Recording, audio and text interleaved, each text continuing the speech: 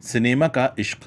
इसे लिखा है पतरस बुखारी ने और इसको आवाज दी है शमीम खान ने। सिनेमा का इश्क उन्वान तो अजब हवस खेज है, लेकिन अफसोस कि इस मजनून से आपकी उम्मीदें जख्मी होंगी, क्योंकि मुझे तो इस मजनून में कुछ दिल के दाग दिखाने मकसूद हैं। इससे आप ये ना समझिए कि मुझे फिल्मों से दिलचस्पी नहीं, या सिनेमा की मौसीकी और तारीकी में जो अरमान अंग्रेजी हैं मैं उसका कायल नहीं। मैं तो सिनेमा के मामले में अव्वल उम्र से ही बुजुर्गों से इताब का मुरीद रह चुका हूँ। लेकिन आजकल हमारे दोस्त मिर्जा साहब की मेहरबानियों के तुफैल सिनेमा गोया मेरी एक दुखती हुई रग बनकर रह गया है। जहाँ इसका नाम सुन पाता हूँ, बाज दर अंगेज वाकयात की याद ताज़ा हो जाती है, जिससे रफ्ता रफ्ता मेरी फितरत ही कजमी बन गई है। अव्वल तो खुदा के फजल से हम सिनेमा कभी वक्त पर नहीं पहुंच सके, इसमें मेरी सुस्ती को जरा दखल नहीं। ये सब कसूर हमारे दोस्त मिर्जा साहब का है, जो कहने को तो हमारे दोस्त हैं, लेकिन खुदा गवाह है कि उनकी दोस्ती से जो नुकसान हमें पहुंचे हैं किसी दुश्मन की कुदरत के कब्जे से भी बाहर होंगे। जब सिनेमा जाने का इरादा हुआ, हफ्ता भर पहले से ही उन्हें कह रखता हूँ कि क्यों भाई मिर्जा, अगली जुमेरात सिनेमा चलोगे ना। मेरी मुराद ये होती है कि वो पहले से ही तैयार रहें और अपनी तमाम मसरूफियतें इस ठप से मुरतब करें कि जुमेरात के दिन उनके काम में कोई हर्ज पैदा ना हो। लेकिन वो जवाब में अजब बेदिली से फरमाते हैं, अरे भाई चलेंगे क्यों नहीं, क्या हम इंसान नहीं, हमें तफरीह की जरूरत नहीं होती। और फिर कभी हमने तुमसे आज तक ऐसी बेमुरवती भी बरती है कि तुमने चलने को कहा हो और हमने तुम्हारा साथ न दिया हो। उनकी तकरीर सुनकर मैं खिसियाना सा हो जाता हूँ, कुछ देर चुप रहता हूँ, फिर दबी जबान से कहता हूँ, भाई आपके हो सके तो वक्त पर पहुँचेंगे, ठीक है ना। मेरी ये बात आमतौर पर टाल दी जाती है, क्योंकि उससे उनका ज़मीर थोड़ा सा जाग जाता है। खैर, मैं भी बहुत जोर नहीं देता, सिर्फ उनको बात समझाने के लिए इतना कह देता हूँ,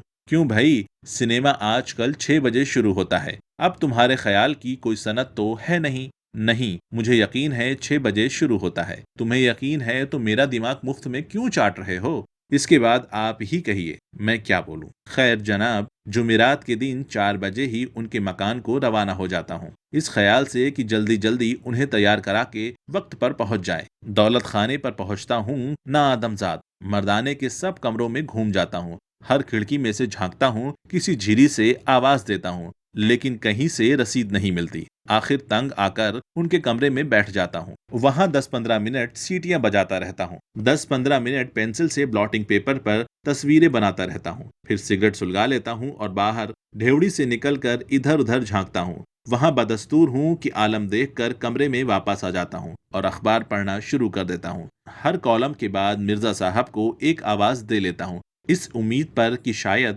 साथ के कमरे में या एन ऊपर के कमरे में तशरीफ लाए हों। सो रहे थे तो मुमकिन हो कि जाग उठे हों, या नहा रहे थे तो शायद गुस्ल खाने से बाहर निकल आए हों। लेकिन मेरी आवाज मकान के चारों तरफ गूंज कर वापस आ जाती है। आखिरकार 5:30 बजे के करीब जनाने से तशरीफ लाते हैं। मैं अपने खौलते हुए खून को काबू में रखकर बड़ी संजीदगी और अखलाक को बड़ी मुश्किल से मद्देनजर रखकर पूछता हूँ, क्यों हजरत, आप अंदर ही थे ना। हाँ, अंदर ही था। मेरी आवाज आपने नहीं सुनी। अच्छा, तुम थे। मैं समझा कोई और है। आंखें बंद करके सिर को पीछे डाल लेता हूँ और दांत पीस कर गुस्से को पी जाता हूँ। फिर कांपते हुए होठों से पूछता हूँ, तो अच्छा, आप चलेंगे या नहीं।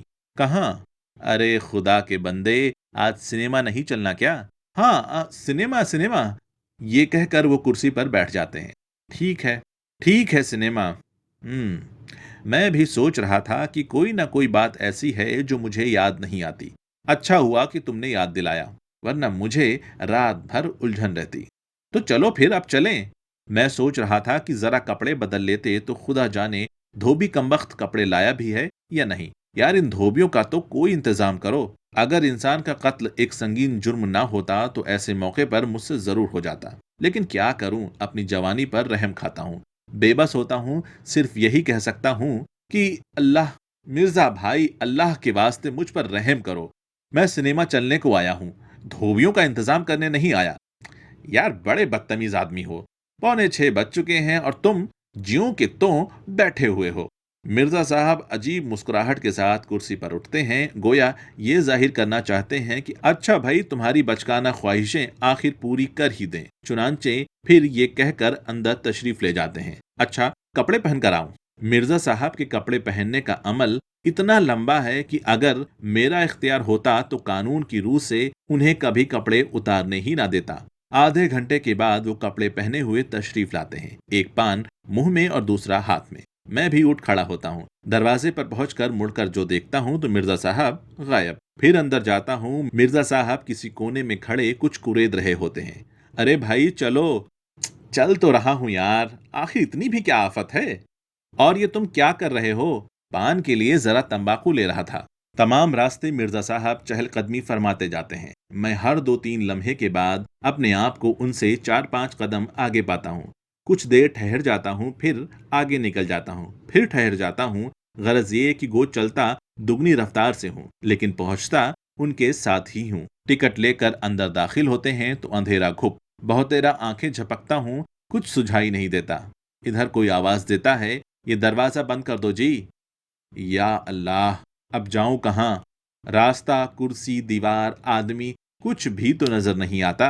एक कदम बढ़ाता हूं तो सिर उन बाल्टियों से जा टकराता है जो आग बुझाने के लिए दीवार पर लटकी रहती है।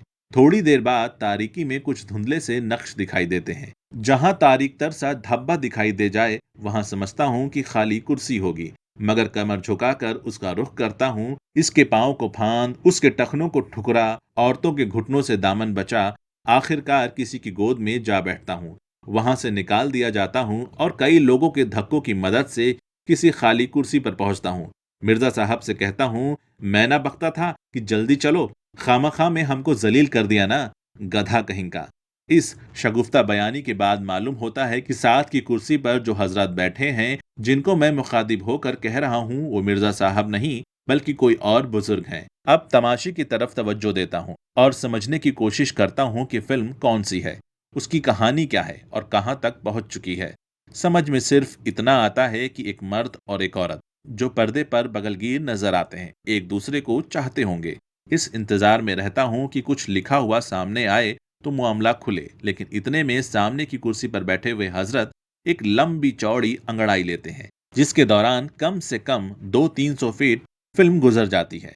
जब अंगड़ाई की लपेट लेते हैं तो फिर सिर खुजाना शुरू कर देते हैं और उस अमल के बाद हाथ को सिर से नहीं हटाते बल्कि बाजू को वैसे ही मोड़े रखते हैं।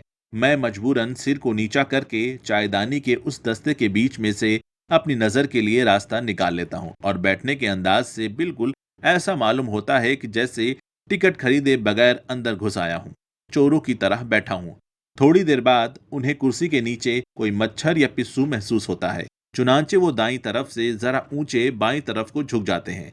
मैं मुसीबत का मारा दूसरी तरफ झुक जाता हूँ। 1-2 लम्हे के बाद वही मच्छर दूसरी तरफ चला जाता है, चुनांचे हम दोनों फिर से पैंतरा बदल लेते हैं। गरज ये कि ये दिल लगी यूं ही जारी रहती है, वो दाएं तो मैं बाएं, वो बाएं तो मैं दाएं। उनको क्या मालूम कि अंधेरे में क्या खेल खेला जा रहा है। दिल यही चाहता है कि अगले दर्जे का टिकट लेकर उनसे आगे जा बैठूं और कहूं कि ले बेटा, देखूं तो अब तू कैसे फिल्म देखता है। पीछे से मिर्जा साहब की आवाज आती है, यार तुमसे निचले नहीं बैठा जाता क्या? अब जो हमें साथ लाए हो तो फिल्म देखने दो। उसके बाद गुस्से में आकर आंखें बंद कर लेता हूँ और कत्ल, खुदकुशी, जहर खाना वगैरह मामलात पर गौर करने लगता हूँ। दिल में कहता हूँ ऐसी की तैसी इस फिल्म की। 100 कस्में खाता हूँ कि फिर कभी ना आऊंगा, और अगर आया भी तो इस कमबख्त मिर्जा से जिक्र ना करूंगा। 5-6 घंटे पहले आ जाऊंगा, ऊपर के दर्जे में सबसे अगली कतार में बैठूंगा। तमाम वक्त अपनी सीट पर उछलता रहूंगा। बहुत बड़े तुर्रे वाली टोपी पहनकर आऊंगा। अपने ओवरकोट को 2 छड़ियों पर टांग कर टांग दूंगा। बहरहाल मिर्जा के पास तक ना फटकूंगा। लेकिन इस कमबख्त दिल को क्या कहूं। अगले हफ्ते फिर किसी अच्छी फिल्म का इश्तिहार देख पाता हूं तो सबसे पहले मिर्जा के यहाँ जाता हूँ और गुफ्तगू फिर वहीं से शुरू होती है। क्यों भाई मिर्जा, अगली जुमेरात को सिनेमा देखने चलोगे ना? मिर्जा का फिर वही जवाब आता है, चल देंगे।